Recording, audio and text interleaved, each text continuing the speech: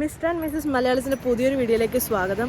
അപ്പോൾ ഇന്നത്തെ വീഡിയോ ഞാൻ ഒരു മോർണിംഗ് വാക്കിന് ഇറങ്ങിയിരിക്കുകയാണ്. രാവിലെ ഒന്ന് ചുമ്മാ നടക്കാൻ ഇറങ്ങാൻ കരുതി. കാരണം ഇന്ന് ലീവാണ് എനിക്ക്. ഇന്ന് കാനഡയിൽ ഫാമിലി ഡേ ആണ്. ഫാമിലി ഡേ ആയതുകൊണ്ട് ഇന്ന് ലീവാണ്. അപ്പോൾ ഇന്ന് ജോലിയില്ല. അപ്പോൾ ഞാൻ രാവിലെ നേരത്തെ എണ്ണിക്കുന്നു. കാരണം സാധാരണ ഞാൻ 5 മണിയൊന്നും കാണാറില്ല. കാരണം വെളുപ്പിന് ജോലി തീർന്ന് കിടന്ന് ഉറങ്ങുമ്പോഴത്തേക്ക് ഒരു 10:30 കഴിയും ഉറക്കം എണ്ണിക്കാൻ. അപ്പോൾ ഇന്ന് ആദ്യമായി ഞാൻ 5:30 കണ്ടുകൊണ്ട് ഞാൻ കരുതി ഒരു വാക്കിങ്ങിന് പോകാമെന്ന്. അതിന് ഞാൻ കൊല്ലം ബീച്ചിലാണ് വന്നിരിക്കുന്നത്. കൊല്ലം ബീച്ചിൽ ഇന്ന് തിങ്കളാഴ്ച രാവിലെയാണ്. ഇന്നലെ ഞായറാഴ്ചത്തെ തിരക്ക് നമുക്ക് ബീച്ചിൽ നോക്കിയാൽ കാണാം. ഫുള്ള് ചപ്പും ചവറുക. ആരെങ്കിലും വരുമായിരിക്കും ഇത് ക്ലീൻ ചെയ്യാനായിട്ട്.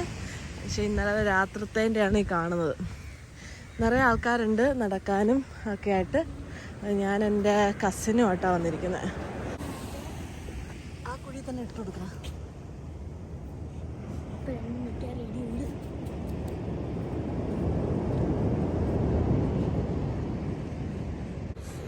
സൂര്യൻ ഉദിച്ചു വരുന്നേ ഉള്ളൂ. ദൂരെ സൂര്യൻ ഉദിച്ചു വരുന്നുണ്ട്. അതൊരു സ്ട്രീറ്റ് ലൈറ്റിൻ്റെ മുകളിലിരിക്കുന്ന ബൾബ് പോലെ ഉണ്ട് കാണാൻ. ഞങ്ങൾ നടന്ന് ക്ഷീണിച്ചു. അപ്പോൾ ഞങ്ങൾ കുറച്ച് നേരം ഇവിടെ ഇരുന്ന് റെസ്റ്റ് എടുക്കാമെന്ന് കരുതി.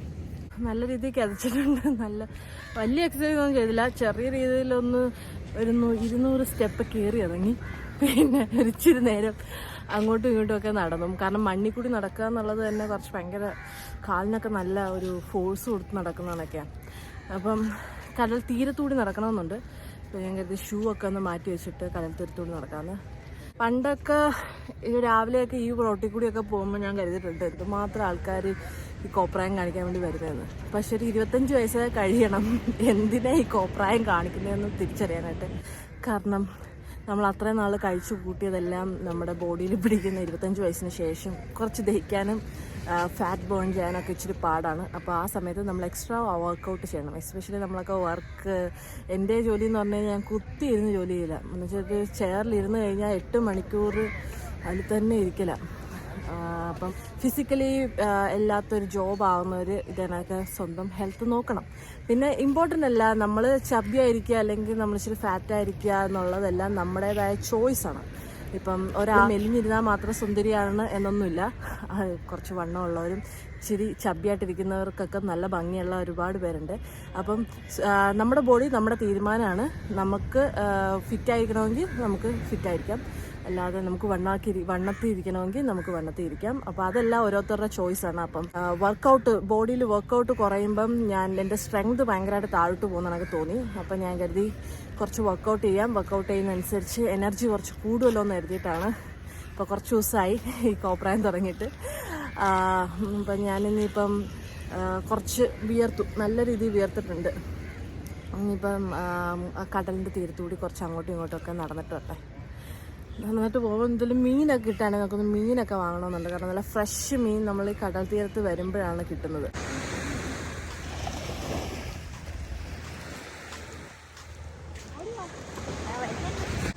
സൂര്യൻ ഉദിച്ചു വരുന്നുണ്ട്. അതൊരു സ്ട്രീറ്റ് ലൈറ്റ് പോലെ ഉണ്ടല്ലേ.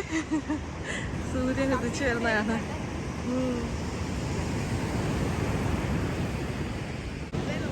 ഞങ്ങൾ കുറേ നേരമായിട്ട് നോക്കുമ്പോൾ ഇതേ കണക്ക് കുറച്ച് ചേട്ടന്മാർ കടലിൻ്റെ അടുത്ത് തിരയുടെ അടുത്ത് വന്നിങ്ങനെ കുഴിച്ചു നോക്കുന്നുണ്ടായിരുന്നു. അപ്പോൾ എനിക്ക് ആദ്യം മനസ്സിലായില്ല എന്താ ഇവർ ചെയ്യുന്നതെന്ന്. പിന്നീട് അപ്പമാണ് എനിക്ക് പറഞ്ഞു തന്നത് അവർ എരേനെ പിടിക്കുകയാണ്. കാരണം അവരുടെ കയ്യിൽ ചൂണ്ടയിട്ട് മീൻ പിടിക്കുന്നവരാണ് ഇവർ. അപ്പോൾ ഇവർ ഇങ്ങനെ കുഴിച്ച് ഈ കടലിൻ്റെ തിര അടിക്കുന്ന സൈഡിലായിട്ടൊരു ചെറിയ സാധനം ഉണ്ടാവും. അവർ ചൂണ്ടയിലിട്ട് മീൻ പിടിക്കും. അപ്പോൾ അതാണ് അവരിങ്ങനെ കുഴിച്ച് നോക്കുന്നത്. എന്താ മണ്ണും വാരിയിട്ട് വരുന്നത്. അപ്പൊ പ്രൊഫഷണൽ.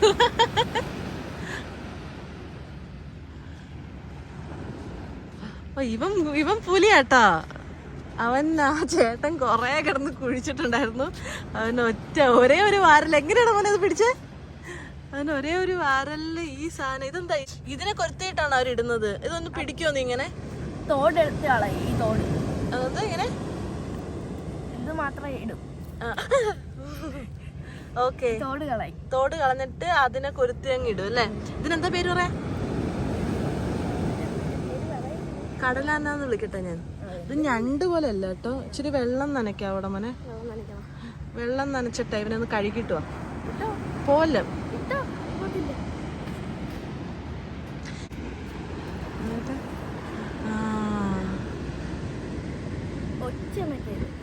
ഉച്ച കണക്ക്. എന്നിട്ട് ഇതാണ് കേട്ടോ ഇവര് ചൂണ്ടയിടുന്ന ഷെല്ല് കളഞ്ഞിട്ട് ഇത് കൊരുത്തി ഇടൂന്നാ പറയുന്നേ. ഇതിനിപ്പോ എന്താ വിളിക്കുക? ഒരു കടലാനയെന്നൊക്കെ വേണമെങ്കിൽ വിളിക്കാം. അമ്മാതിരി ഒരു ആനയുടെ ഷേപ്പ്, തുമ്പിക്കൈയൊക്കെ ഉണ്ട്.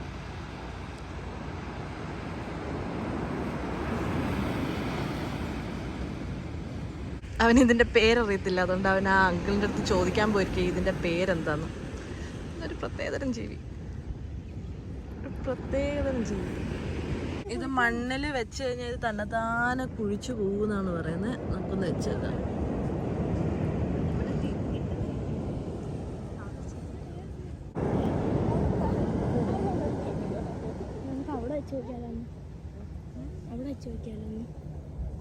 ഇവനെ നമ്മൾ റിലീസ് ചെയ്യാൻ പോണേ. ഇവനെ നനവുള്ളിടത്ത് വെച്ച് കഴിഞ്ഞാൽ അവൻ താന്നു പോകുന്നു പറയും. ഇവിടെ വെക്കട്ടെ, നിൽക്ക് ഞാൻ പറയുമ്പോ വെച്ചത്. പോയി.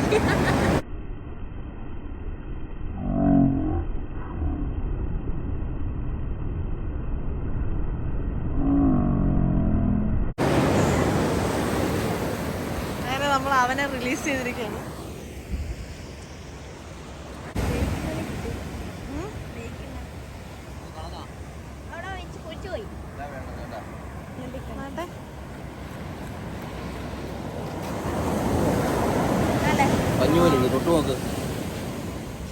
ഓ, നേരത്തെ നല്ല ഹാർഡാണ് അത്.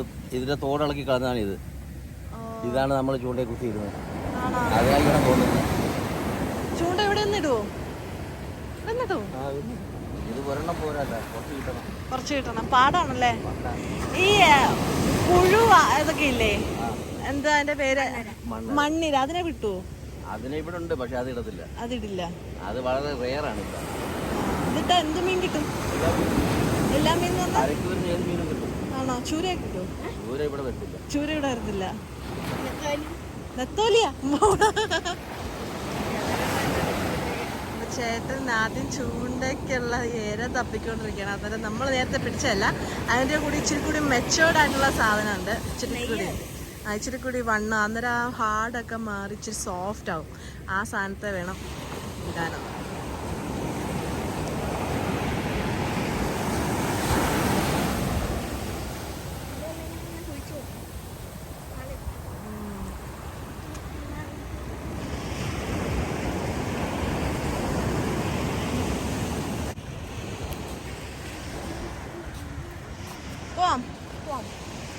Yeah.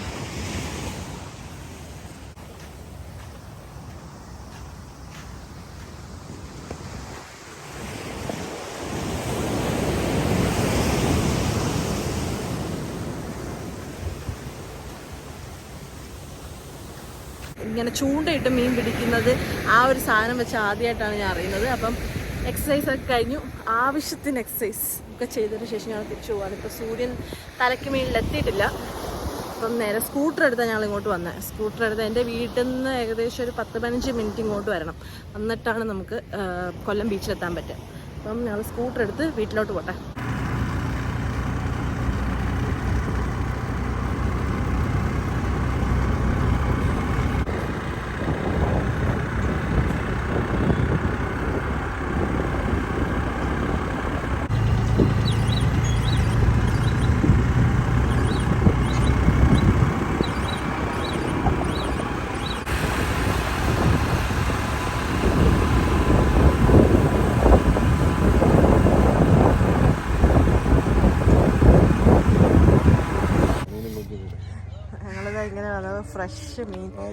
ഫ്രഷ് മീൻ വേണ്ട, ഞങ്ങൾക്ക് കൊഞ്ച് കിട്ടിയിട്ടുണ്ട്.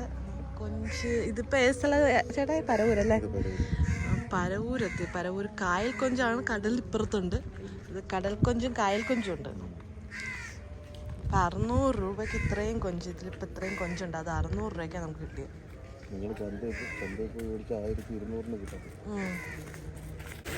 അതൊക്കെ ശരിയാവും.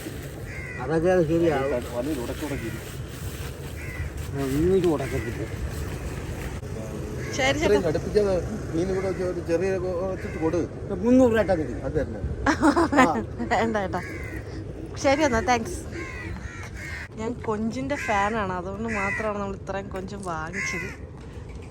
നല്ല ഫ്രഷ് സാധനം ഈ വഴിക്ക് ഇങ്ങനെ പോകുമ്പോഴത്തേക്ക് കുറേ ഫ്രഷ് മീൻ സൈഡിലിട്ട് വിൽക്കുന്ന കാണാം.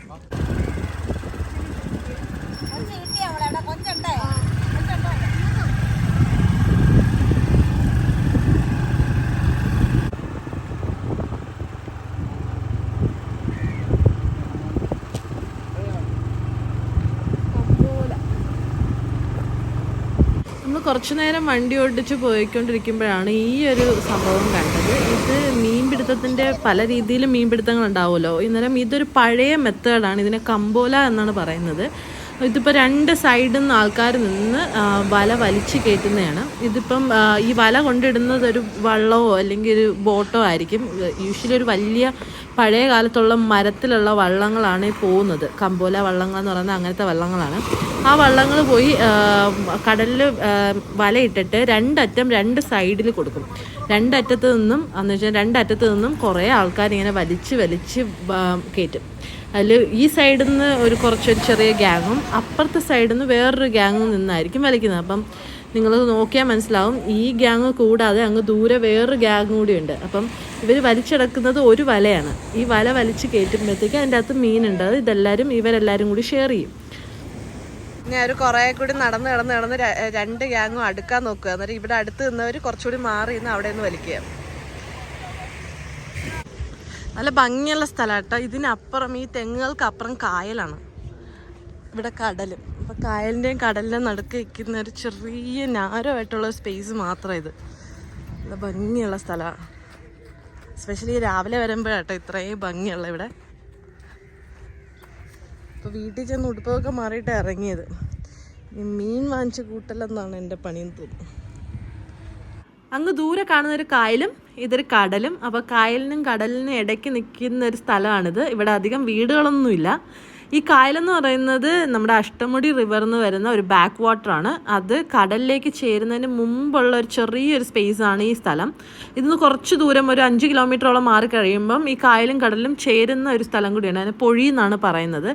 അപ്പം അതിനിടയ്ക്ക് വെച്ചിട്ട് ഇത് രണ്ടും ഇങ്ങനെ അടുത്ത് വരുന്ന ഒരു സ്ഥലമാണ്. നല്ല ഭംഗിയുള്ള ഒരു സൈഡ് നിറയെ എന്താ പറയുക, ഒരു കായലിൻ്റെ അറ്റ്മോസ്ഫിയർ, ഒരു സൈഡ് കടലിൻ്റെ ഒരു അറ്റ്മോസ്ഫിയറും തരുന്ന നല്ല ബ്യൂട്ടിഫുൾ ആയിട്ടുള്ളൊരു സ്ഥലമാണ്. എപ്പോഴെങ്കിലും കൊല്ലത്ത് വരാൻ നിങ്ങൾക്ക് പ്ലാൻ ഉണ്ടെങ്കിൽ ഈ സ്ഥലം വന്ന് കാണുക. ഇതിനെ പരവൂരെന്നാണ് പറയുന്നത്. കൊല്ലത്തിനും ട്രിവാൻഡ്രത്തിനും ഇടയ്ക്ക് വരുന്ന ഒരു സ്ഥലമാണിത്. അപ്പോൾ അത്രയും പറഞ്ഞുകൊണ്ട് ഈ വീഡിയോ ഇവിടെ അവസാനിക്കുകയാണ്. അപ്പോൾ അടുത്ത വീഡിയോയിൽ കാണുന്നവരേക്കും stay tune mister and missus Malayali.